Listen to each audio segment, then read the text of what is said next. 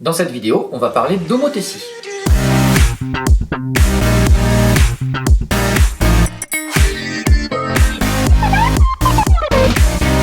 C'est la dernière transformation du plan que tu verras au collège. Transformer une figure par une homothétie de centre O et de rapport K, c'est en fait l'agrandir ou la réduire en faisant glisser les points de la figure le long de droites qui passeront toutes par le centre de l'homothétie, le centre O.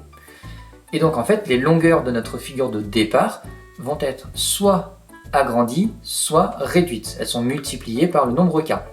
Si le nombre K est supérieur à 1, et bien dans ce cas, notre figure de départ sera agrandie. Si le coefficient K est compris entre 0 et 1, dans ce cas, la figure sera réduite.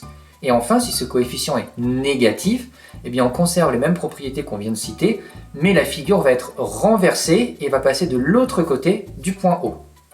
Alors ici, F2 est l'image de F1 par une homothétie de centre O, mais on ne connaît pas les rapports. Pour le connaître, on va diviser les longueurs de F2 par les longueurs de F1, donc ici 15 divisé par 6, on trouve 2,5. Donc en fait, les longueurs de F1 ont été multipliées par 2,5, qui est le coefficient de l'homothétie réalisée ici.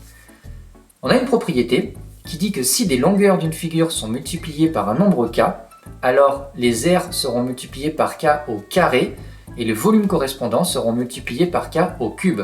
Si on revient à l'exemple qu'on vient de voir, ici l'aire de la première figure, la figure F1, elle est de 18 cm². Eh bien on va pouvoir trouver l'aire de la seconde figure. On va ici en fait les multiplier par 2,5 au carré, qui correspond à 6,25. Donc si je veux connaître l'aire de ma seconde figure, on va faire 18 multiplié par 6,25, qui est égal à 112,5. Donc l'aire de la deuxième figure est égal à 112,5 cm².